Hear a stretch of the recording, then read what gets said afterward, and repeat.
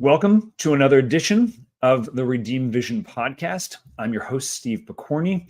The Redeemed Vision Podcast is an outreach of freedom-coaching.net, Freedom Coaching, where we work to set free the blind, both men and women, from the clutches of pornography and unchaste behavior through a transformation of mind, heart, and vision. It's an honor to have you here, and it's going to be something beautiful is going to take place today. And before we get into what that beautiful thing is, I want to let you know about Catholic Casts. This is a collection of recordings for over 2 decades of Catholic conferences. They can't be found anywhere else in the world. And it has a very low monthly cost of $9.95 a month. And it helps you to develop the gift of yourself and discover practical ways to live out the will of God in your life.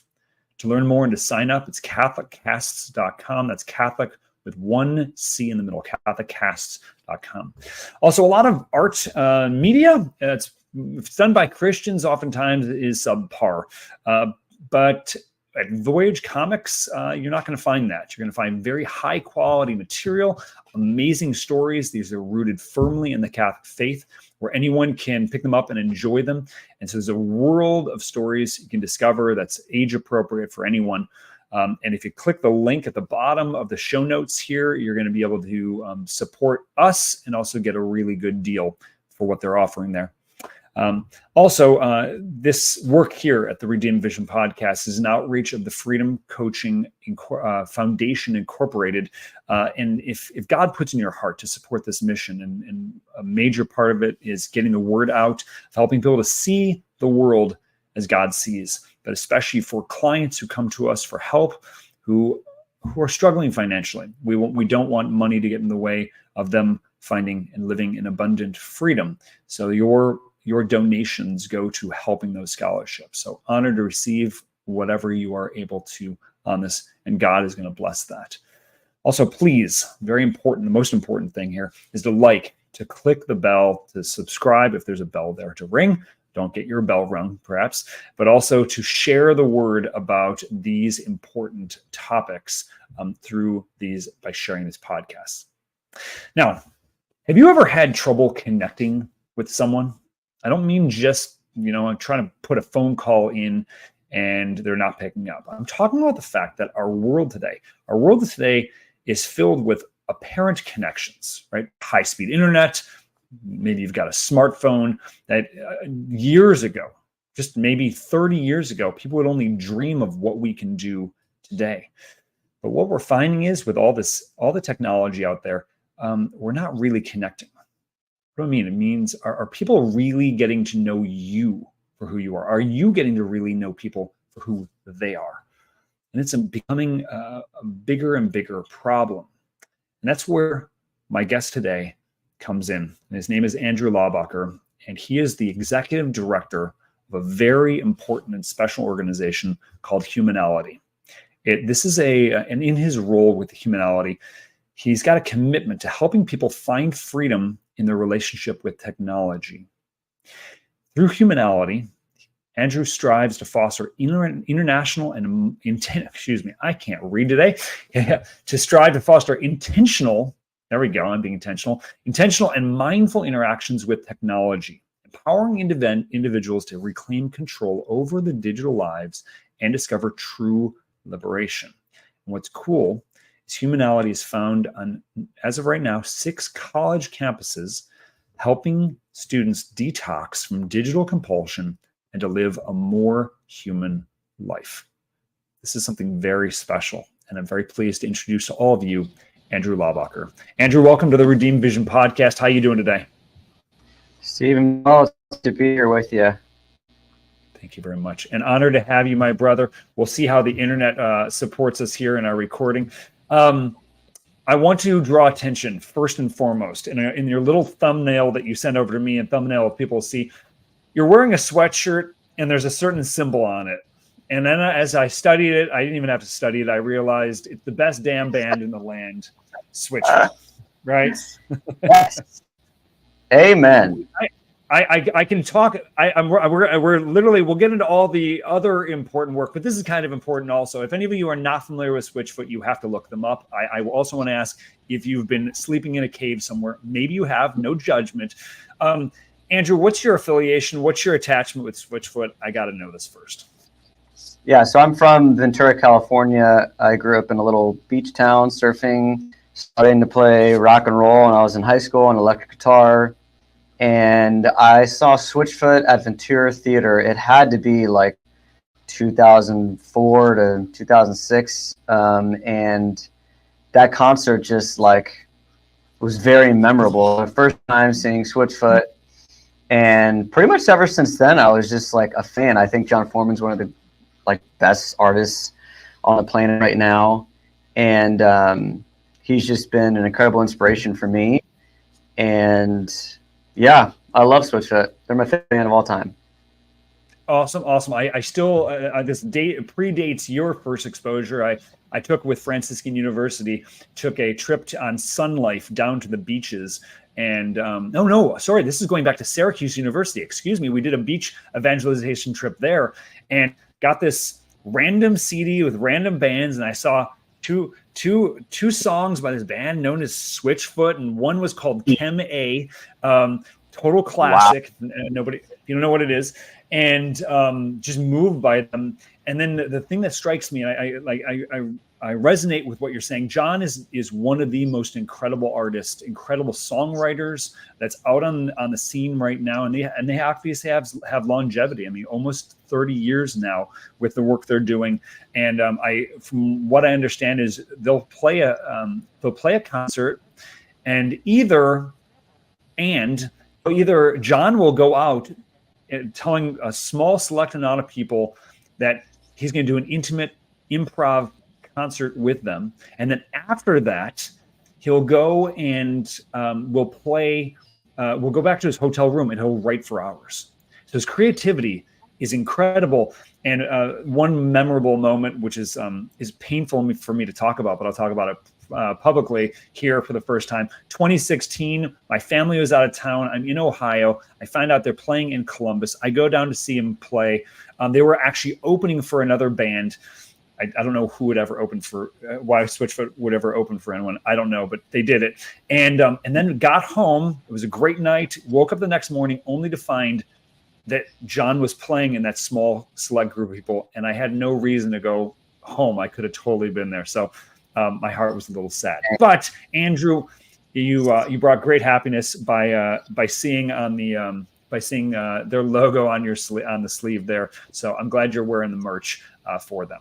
But with that said, Andrew, this is not so much about Switchfoot, but about you and about the work that you're doing with Humanality. And we'll get into Humanality in just a bit. But what I want to do is I want to go back, if you're willing to go there, right? Because the things we do often come from some of our deepest wounds, some of our pains, some of our hurts, right? Often that's a motivating factor for a lot of us. So take us back. What was life like for you growing up in your house? Yeah, I mean, I had a really amazing upbringing. I have two amazing parents, one older sister, and yeah, we went to mass every Sunday.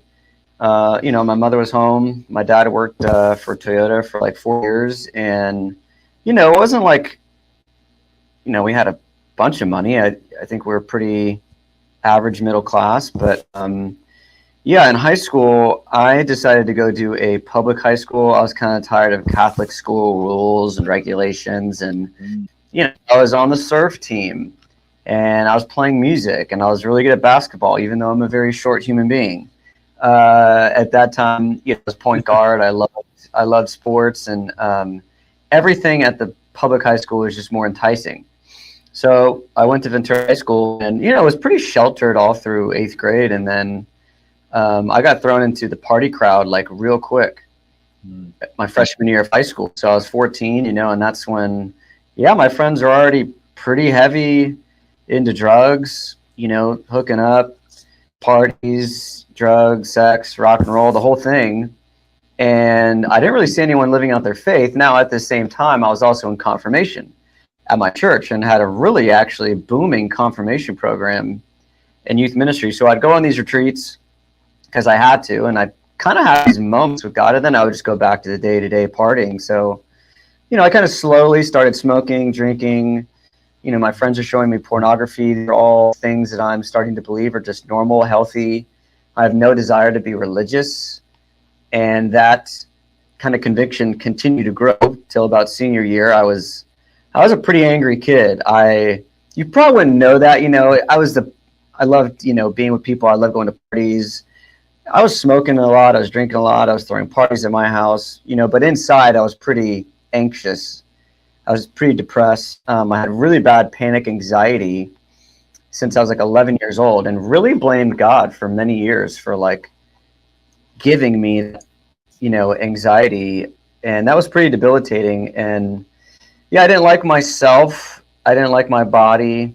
Because my friends are huge and they were dunking and bench pressing all this weight, and God just gave me this small little Tom Cruise body, you know what I mean? And I definitely found just more reason to pursue pleasure and pursue worldly things than anything related to God. And by senior year, I was atheist. I don't think I had a really robust reason to describe atheism outside of, hey, all my friends are partying. I hid it well from my family, and there's no God. So why would I do this religious thing? Science has disproven God, and but my atheism was superficial. I realized looking back. But after I graduated, I was just planning to go to community college and keep partying and rock and rolling and surfing, and had really no direction or purpose. But just I was going to keep playing music. I ended up getting caught by the cops in 2009, just going to another party, and had drugs on me and was in the back of a cop car. And in that moment, I'm like, man, this is not where I want to be. I had no desire to follow Jesus or go to church or had any spiritual epiphany. It was just like, dude, this sucks. I do not want to be in the back of the cop car again. And I had to go to court. Obviously, my parents found out, were super disappointed. And that summer, I got invited to go on a Still Youth Conference, which, if people don't know what these are, it's thousands of teens at an event, retreat, and it's worship, it's singing, it's adoration. It's actually really good speakers and really good priests. And anyway, I went reluctantly because I was forced to. And in adoration, just had this life-changing experience. I encountered Christ.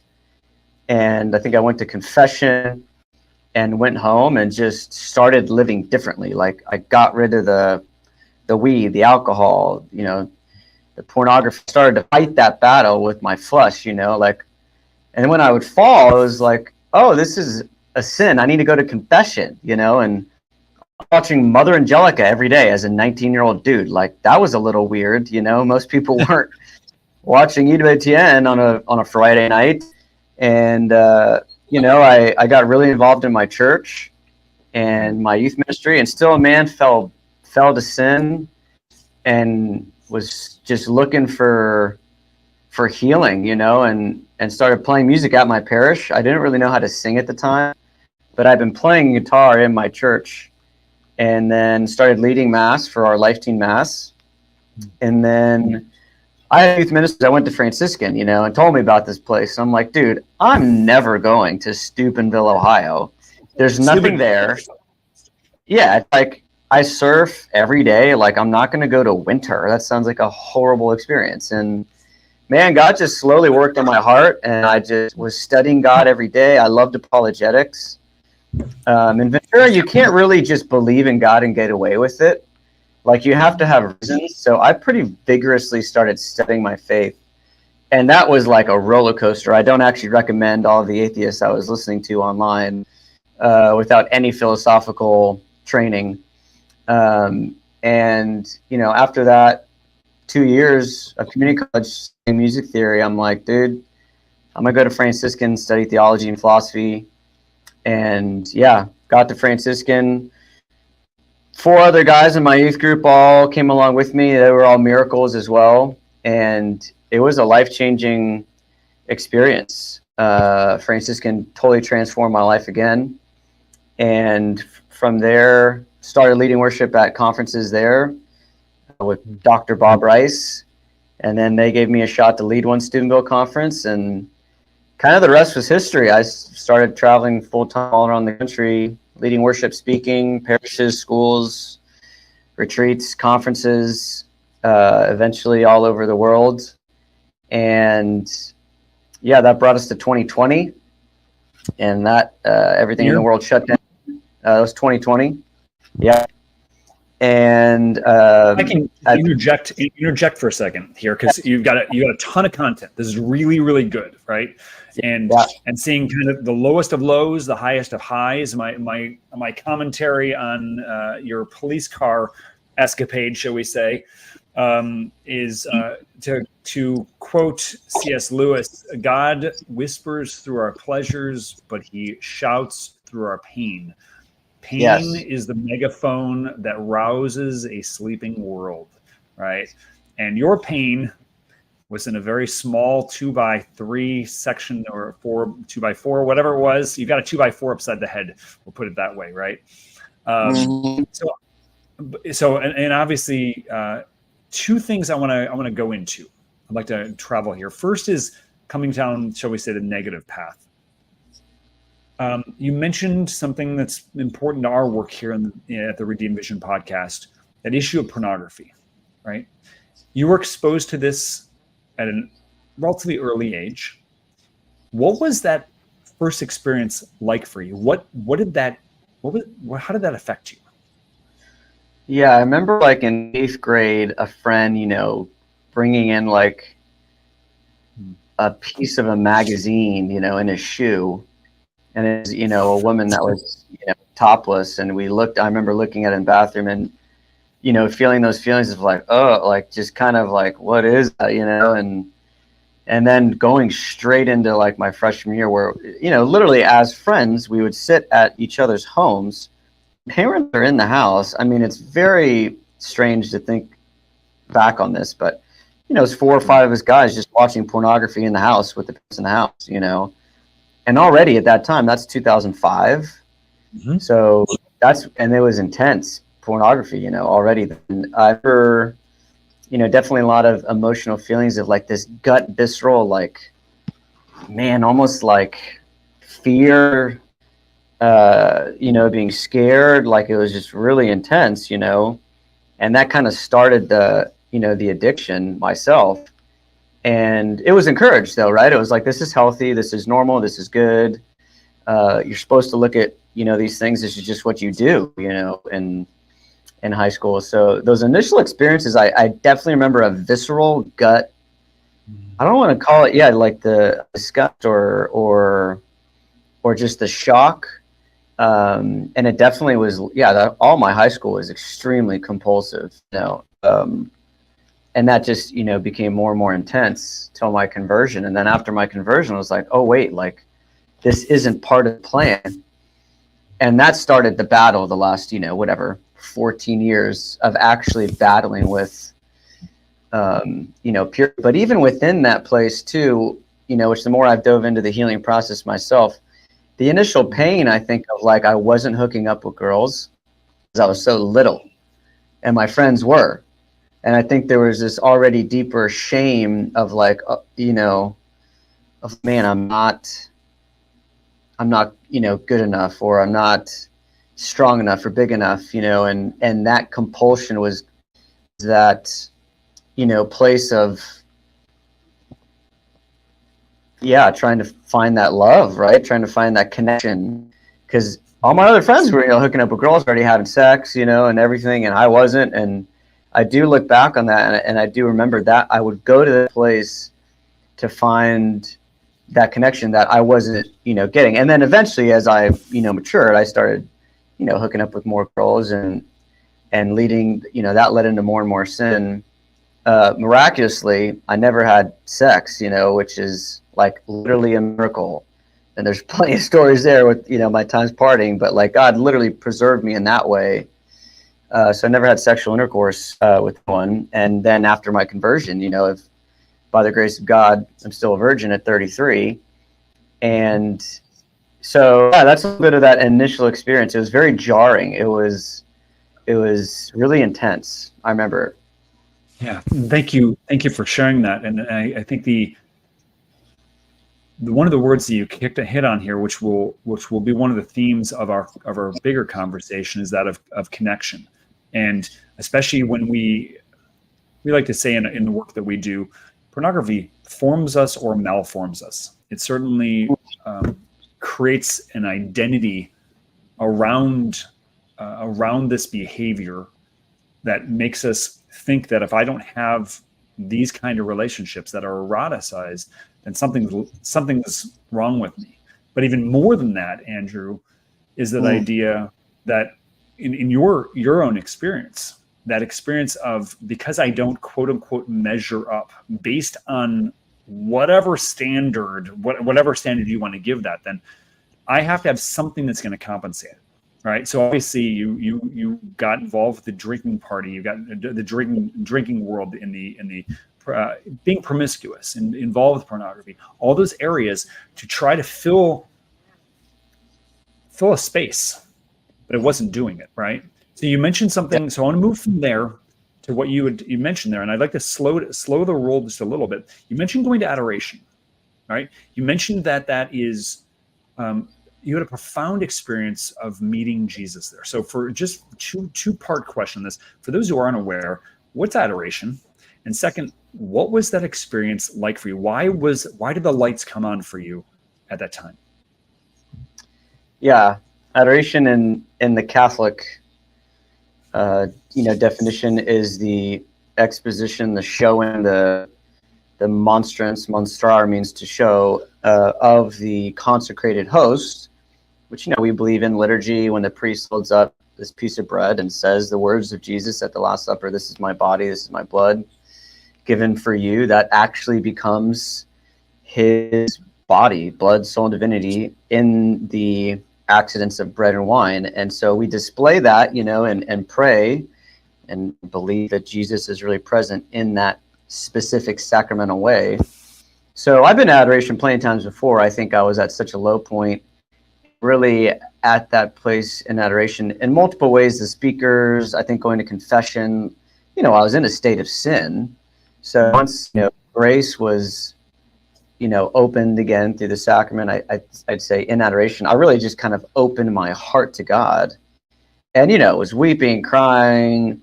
I remember experiencing and really felt, his mercy and his love. And it wasn't necessarily anything audible. I didn't levitate. I didn't get zapped by lightning. It was a peace, that surpassed knowledge. And from that point, obviously that was more of an emotional experience. It was an encounter of the heart.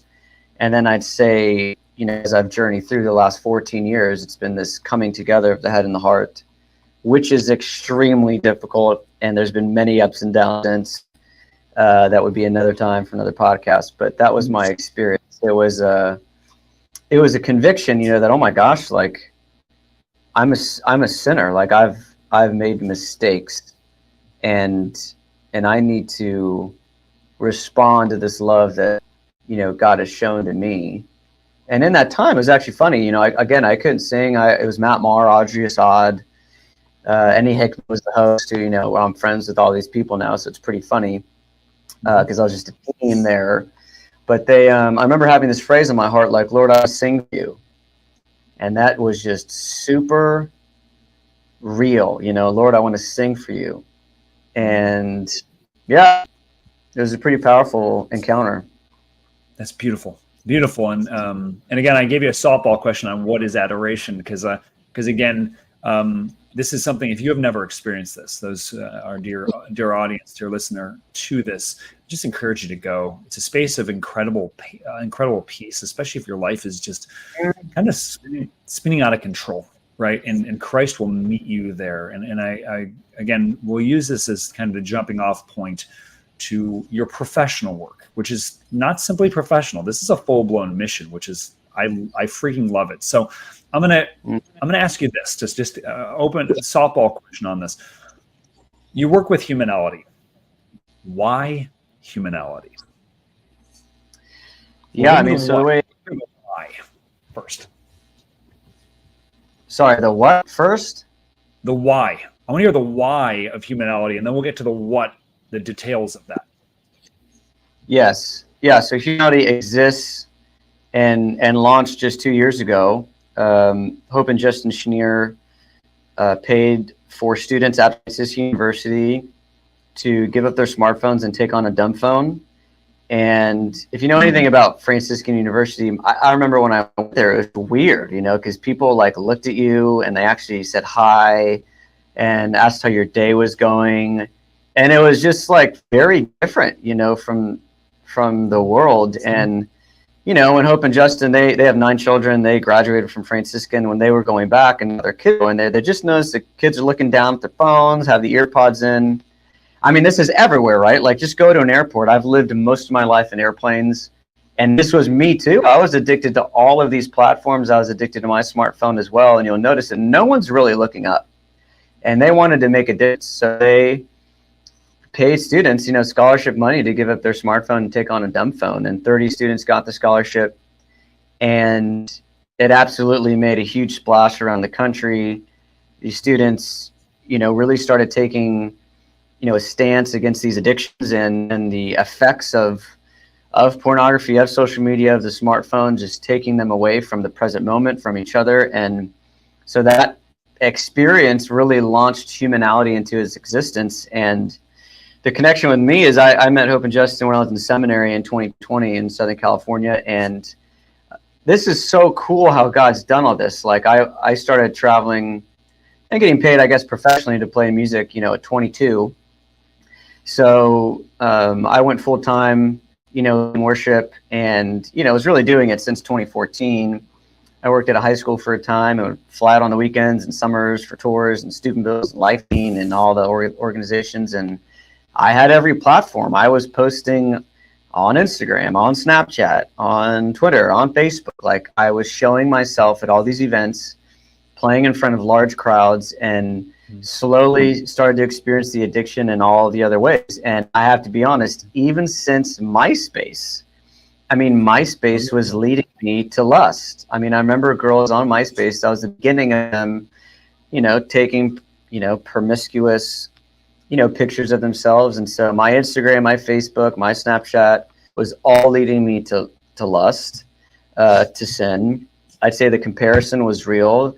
The loss of time was real. And honestly, thinking about myself all the time and really showing what I was doing for the world. And I think deep down, it just started to feel weird. It's okay, I'm having to show Jesus because we're like evangelizing, but it's really all about me. And my Instagram and my page is just my best day. And it's just kind of everyone comparing their best days. And so I'd say the addiction was like real for me. So by 2018, my record label and management at the time, I'm like, hey, I think I'm going to delete all my social media and go back to a flip phone. And they're like, that's a horrible idea, And I'm like, I realize that. I just think God's bigger than this stuff. And its effects on me are real. I sent things I shouldn't have sent. I probably sent things I shouldn't have sent. I care too much about the likes and everything, just the crowds of people. Like, I think wanted people to know that I did something with my life deep down. It really wasn't as much about like, okay, I really want, to get another gig. It was like, I think I wanted people to know that I was doing something big, So anyway, 2018, I deleted all my social media and went back to a flip phone. And that year, there were so many amazing things that came from that. But that year, I went coast to coast, North America, all over Canada, South America, Europe. All over the world that year without any social media. And it was totally God just being like, hey, I'm going to take care of you. I'm bigger than all this. And the fruit of my life, purity in my relationships, in prayer, attention, productivity, everything improved so incredibly. And so this is just, I was a weird guy doing this by myself. And my friends are like, Andrew's too extreme. He always does this, I try and go back to these platforms and I'd be just as it was before, and I would delete it again. And so, in 2022, I heard Hope and Justin launching this. In 2023, last year in June, that them and the board came to me, offered me this executive director role. And man, it was just such a God thing. And I'm so passionate about the topic. I'm so passionate about healing. I've been studying the effects of what this is just doing to our humanity, neurologically, spiritually, physically, emotionally. I'm like, dude, I'm in. And the last year, it's just been an absolutely incredible mission. And there's so many amazing things happening, which we can get into. But that's kind of how I got into this. And again, I was addicted to all these things myself. So there's no shame. There's no, condemnation when we share this. It's pretty funny. Everyone I talked to, literally yesterday, just at dinner, my waiter, for an hour and a half, this guy's like, dude, I'm addicted to everything. Like, my kids are addicted to everything. Like, we need help. I mean, it's every person I talk to right now that's a human being is sharing with me that, hey, something's off. I can't get off of this thing. I don't know what to do. There's no one I've talked to yet, and maybe Steve, someone's going to come forward and say it this next week, but I have not heard one person with me. I need to be spending more time on my phone and social media, gaming. No one said that to me. They're spending way too much time on these things. I need to get off, and I know it's addicting me. And the thing is, we've created a society, and a lot of our work, a lot of our professional lives are so intertwined with these platforms that it's very difficult for us to find that intentionality. So that's a lot of our work, is help people, one, detox and heal. And then how do we find that intentionality moving forward? We're not Luddites, even though I'd love to go live with the Amish for a little while. It could be a great experience. They make good food. They make great food. I'm down to go live in the forest in Costa Rica. I'm obviously single at the moment, so I can do that. But we're helping people with that intentionality. I love it. So you've given a great overview of the why on this, especially with, I think if we're honest, something's wrong.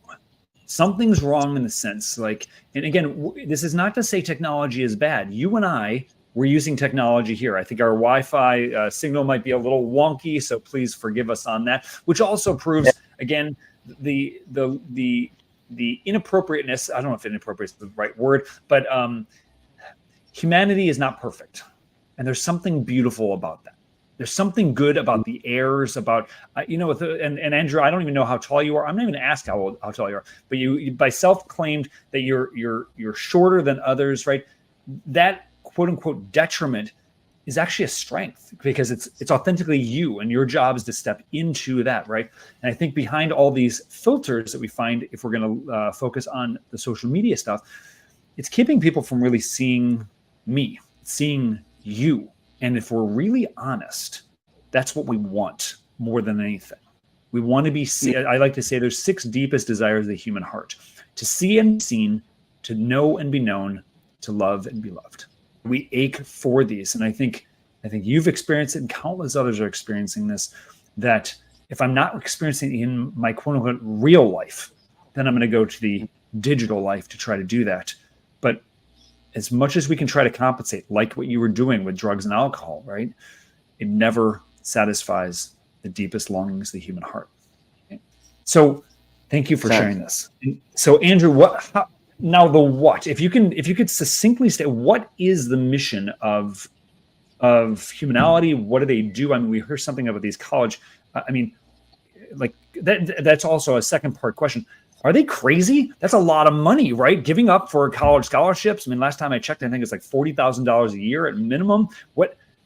Talk more about the what of what is Humanality? Why would 2 very gracious and generous donors, why would they do that? Yep. So I'm going to start with the problem, which is going to be a little extensive here for a moment, but you're going to understand, I think, better the solution. So I'm just going to go through a lot of data. I really love to be data-driven. I'm a nerd.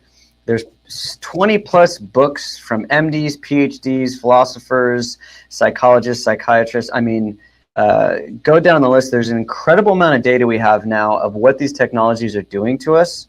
So for any people that are in question, it is interesting, depending on your generation.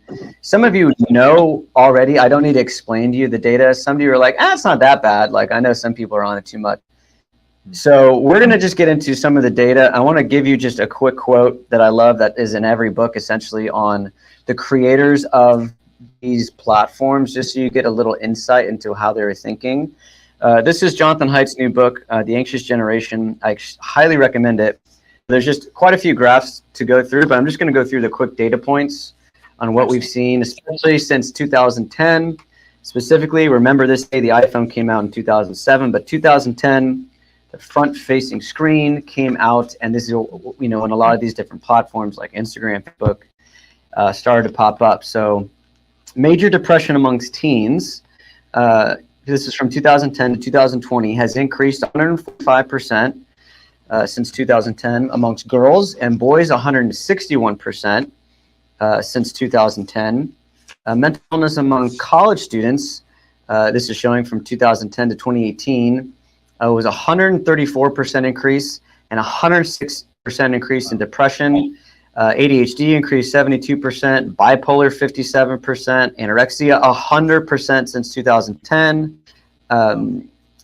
So these are obviously pretty intense numbers. Same in the anxiety, depression world for even adults, but this is specifically self-harm amongst girls increased 188% since 2010, and boys 48% since 2010. Suicide rates increased 91% since 2010, 167% for girls since 2010. And so those, you know, those numbers are to me alarming enough. Okay, like what happened in 2010? Also at this point, Common Sense Media reported, and this is, you know, by 2016, that 79% of teens owned a smartphone, as did 28% of children between the ages of 8 and 12. At this point, the average teenager, and I would say this is the adults as well, young adults and adults, is 7 hours a day of leisure time. This is peer review research that pretty much 1 out of every 14 said they're online almost constantly, and that number has doubled since by 2022 to 46% are saying they're pretty much almost constantly on these devices. And so a lot of this is 2010 correlated to the iPhone 4 that created this, you know, front-facing screen. And so we're seeing all these numbers. Okay, you're like, okay, that's cool data. You know, there's plenty of other things that could have been. There's plenty of different, you know, critiques that are coming up against Jonathan Haidt and Gene Twangy and these other thinkers. If you follow any of his material, he pretty much destroys all the other counter arguments. I want to share briefly just what the minds behind these platforms shared. This is a direct quote from Sean Parker, the founder of Napster and first president of Facebook. This is a direct quote. Quote, the thought process that went into building these applications was all about, quote, how do we consume as much of your time and conscious attention as possible? We need to sort of give you a little dopamine hit every once in a while because someone liked or commented on a photo or post or whatever. And that's going to get you to contribute more content, and that's going to get you more likes and more comments. It's a social validation feedback loop. Exactly the kind of thing that a hacker like myself would come up with. Because you're exploiting a vulnerability in human psychology.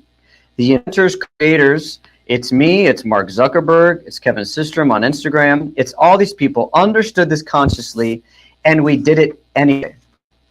So that's a direct quote from the minds behind these platforms. So once you realize that deploying even other different scientific psychological mechanisms like behaviorism, we all know they're kind of trying to influence our behavior to you know, to sell certain things. The reality is your mind, your time is being mined and monetized for their profit.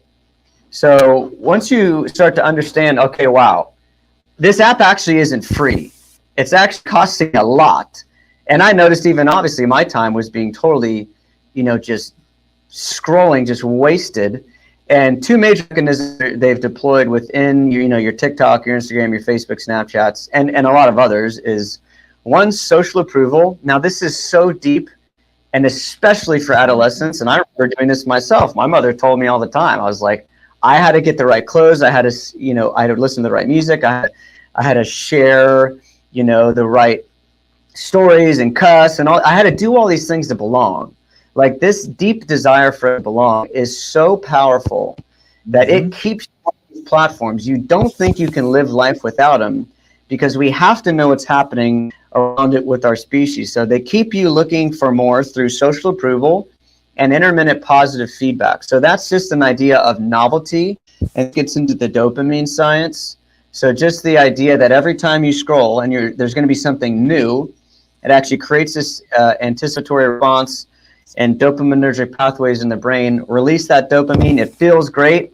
You want another hit, so you keep scrolling and you keep scrolling, and you get more and more dopamine.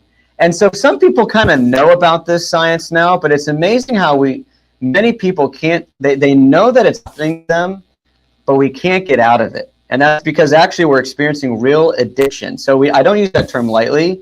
Twenge talks about how in his book Digital Minimalism talks about this as well, that actually in the DSM since 2013, there's literally now behavioral addictions, involving, gaming. And now I believe, on these social media platforms, in the brain, we're actually seeing that these pathways that methamphetamine and drugs use to addict are literally the same pathways that your smartphone and your social media platforms are using, obviously pornography as well, to keep you addicted to these platforms. So that's the problem, right? What's Humanality doing about it? Well, we're interested in giving people some real time to detox. The reality is these are addicting platforms. They're not concerned with your well-being. You actually have to take time away from them completely. So when we go to people and we're like, just be moderate, especially young people who prior to 25, their prefrontal cortex isn't fully developed. We're asking them essentially, as Abigail Schreier says, it's like nurses going to high schools and telling them to moderate ecstasy. It's a bad prescription. We're asking them to do something literally their physiology is not capable of doing. Yes. So the idea is you join a Humanality club, you get a free light phone.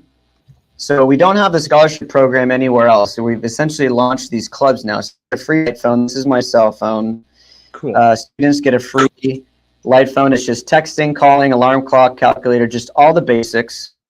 And we ask them, to enter into a time of separation from these platforms. Now, you can also join with a smartphone. You actually don't have to join with just a dumb phone. And we're going to teach you to dumb down the smartphone and teach you how to obviously take off the addictive aspects. So, for example, you join the club, first 30 students get a light phone. If you join with a smartphone, you can. We ask students to enter into these different modes. So the most entry-level mode is detox mode. The most extreme mode is monk mode. Detox mode is a progressive kind of dumbing down of the smartphone. First month, you go grayscale, which decreases your looks to your device by 45%. Next, you take off your social media apps just from your device. So you add some friction. It's a little more difficult, to log in online on your. And then after that, you take off the internet. It's very progressive. All the way up to monk mode, which is literally no cell phone, and you just work off of your computer, which, guess what? People did that for years, and they lived, and there's some students that did it. So within that, we really are the digital detox, AA world. That's essentially what we're doing. So monthly meetings where we're diving into the data, diving into the science. We just barely scratched the surface, obviously, in the few minutes that I can share this. We're really teaching students how to be human again. We're talking about human relationships, how to create friendship, how to detox from these platforms, how to create a digital plan of life. So they're getting the content, the data, and the real how-to. It's everyone right now in the world is talking about the problem. Humanality is an actual solution that's in person, that's actually giving people the tools that they need to live a more human life, and just give you the encouragement that there's honestly another way to live, and you don't have to be on all these platforms. And really, my recommendation at this point is that if you find yourself getting sucked into these, different platforms and devices, it's okay to not be on them. And that's just an option, right? I get people need it for their business and sharing, their content, and I get that. It's not a necessity. And these students actually have time in their life right now where they can have some space from this stuff.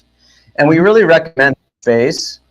And that's going to give them that time to actually have their neurological wiring rewire for wellness, for peace, for prayer, for purity, for all the different things that we're helping them work through. So that's a little framework. I mean, we bring in a speaker each semester. We have Humanality concert at the end of the year where students will, the club will put on a concert for the whole school, and the cost of admission is phone, so they have to go experience a concert without a screen and just be there and not live life, through a screen. So that's some of what our club looks like and what students are entering into right now around the country. I think this is awesome because what the language you're using is a lot of language we use here on the Redeemed Vision podcast and in our work on freedom coaching. We've created a culture of dope heads, right? We're so doped up on dopamine, right? And this is why we're finding it so other things that are supposed to be interesting to us are seemingly losing their interest, right? And these kind of constant conversations, oh, this is boring. Can we fast forward? Can we change the channel? But we're made to be in the room. We're made to be with others. We're made to be present. And it's a tragedy. Andrew, I've never met you in person, outside of technology. One day I'm hoping to press the flesh, right? In this, right? And until that day, well, we have this. But again, we want to make sure that we're using technology. Technology is not using us. And I think this is a very important, right? An important question here. So in this line, let's ask this, right? Because and we have just a few more minutes left. What have you seen has been the fallout, shall we say, from these Humanality clubs being established? What's been the feedback from students? Yeah, so we're still gaining that. This is really the end of year one. As of right now, my interaction with students is that, there's a tangible difference in their day to day. And honestly, them sharing they've been so vulnerable and amazing, sharing like, hey, I was spending 16 hours a day on some of these platforms. I was addicted to pornography. I was just scrolling and comparing, and pretty much everyone's just Snapchatting, communicating. No one even texts anymore. Very, very rarely are people even communicating through a call. So like their social skill sets, their capacity to make friends, them getting off of these platforms, they've been just kind of sharing like a lot of these different things they're having to relearn, but they're experiencing a lot of joy. I think already, like they're experiencing a lot of the amazing things that you and me just wouldn't really think about is like exciting, and one of the students who shared, I just found this so fascinating. He doesn't have any social media.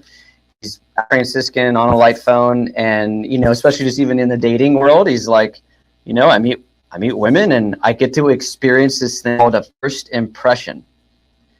Like they actually haven't seen any of their lives online. There's no post of where they've been, what they've done, who they've been with. They're like literally get a first impression.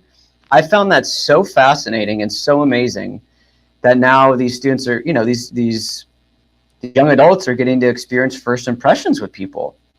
There's a long list of things, and I say in about a month, at the end of the semester, we'll hold up more stories. But the little tidbits we're getting are just so powerful, and they're looking to do this together, right? Like the reason these clubs are working is because 30 to 60 students per club that's just year one. We have 30 to 60 students per club are so aware of the detriment of what it's done to them that they're just looking for an excuse to give this stuff up and do it together with friends. And it's just amazing to watch. I'm so proud of, what we're seeing, like the risks they're taking and these real natural desires of, man, I'm going to miss out on stuff, or I won't be able to stay in touch with friends from back home. All these lies that they're just lies, and we weren't designed to have 1,000 friends, more or less 500, more or less really 120. I think is like the max that some sociologists we can actually facilitate. So that's kind of what we're seeing right now. It's been incredible. That's awesome, and you're a couple thoughts here, and then we'll put a bow on this conversation for time. You brought up a really important word, and that word is joy. And I think when we're living in alignment with who we really are, in integrity of mind, heart, body, soul, spirit, right? When all of those are in alignment, and then we're going to find peace of heart and joy. is way more than the happiness that comes from a dopamine hit, right? It's the Yes. happiness is momentarily. It's a momentary. It's a moment. Joy is tapping into the eternity, right?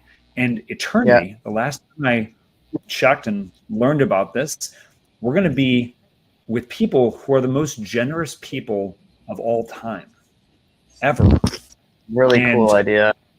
Right? I'm not ready for that, Andrew. I've got work to do, right? There's another reason why I'm still on this planet. I still have breath in my lungs here, right?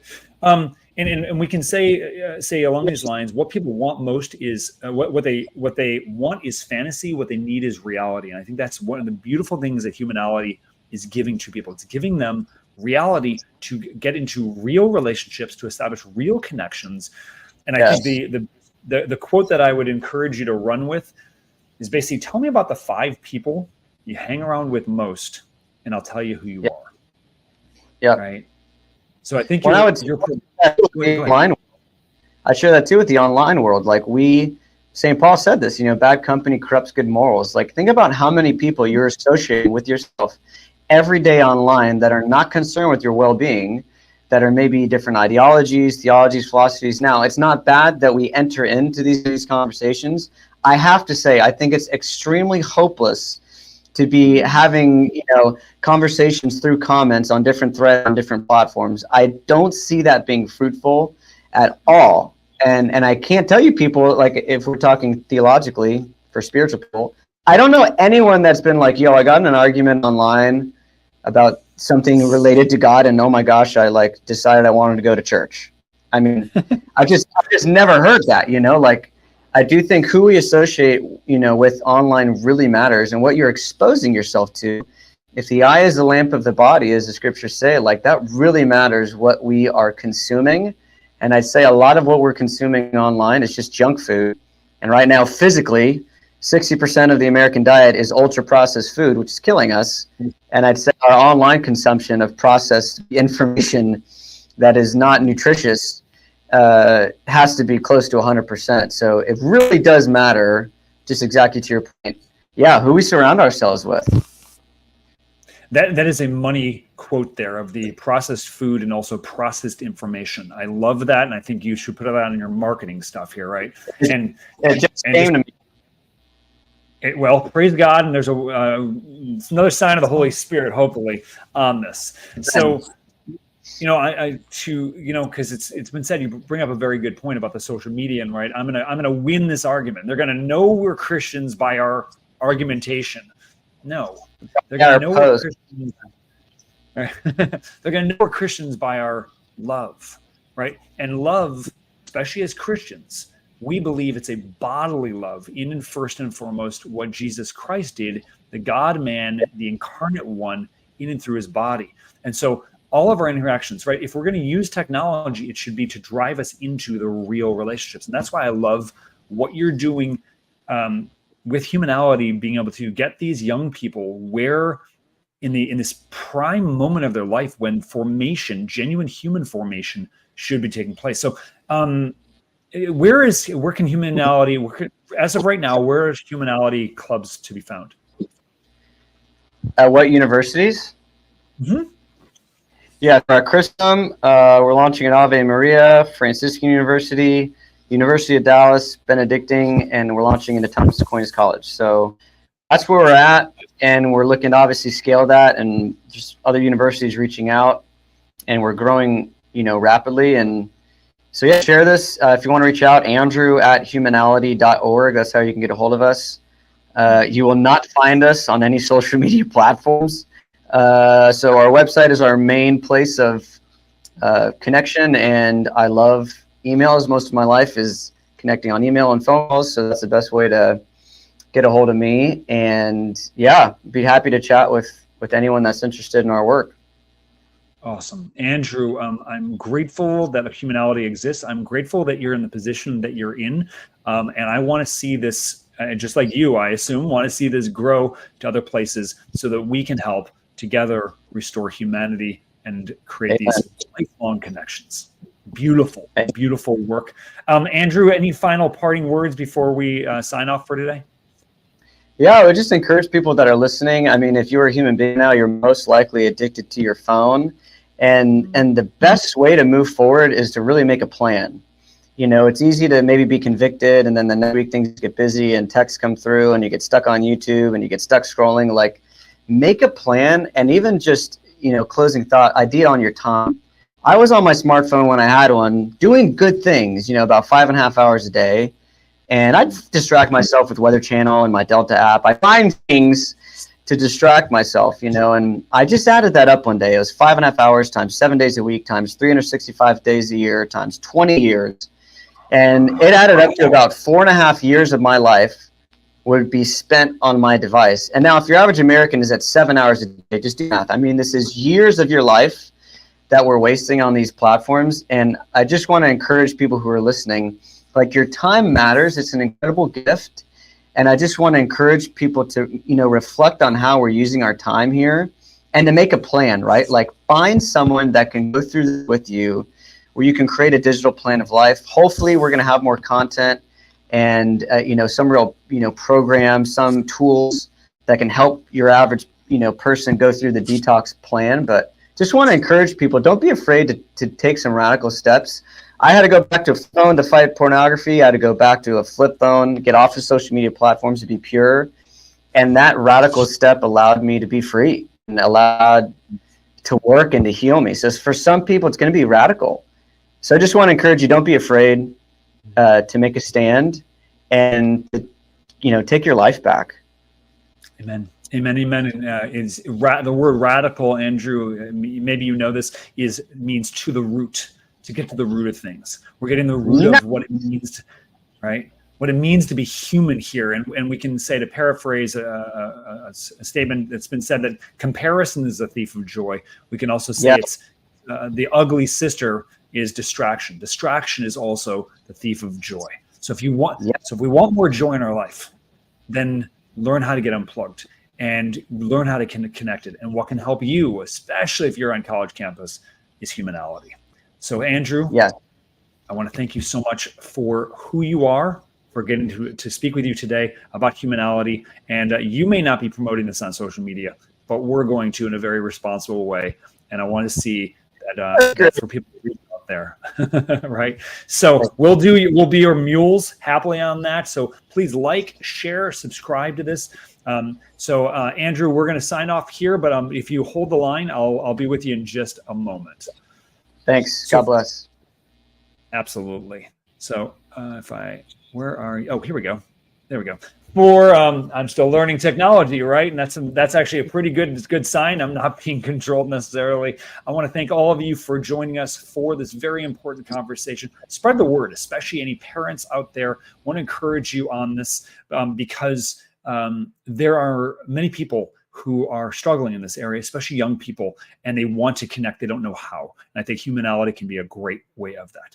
So as we like to say at the Redeemed Vision podcast, nothing is wasted. Everything is redeemable. And may everything we do give glory to the Father and the Son and the Holy Spirit, as it was in the beginning, is now, and ever shall be, world without end. Amen. And until next time, I'm Steve Pokorny, and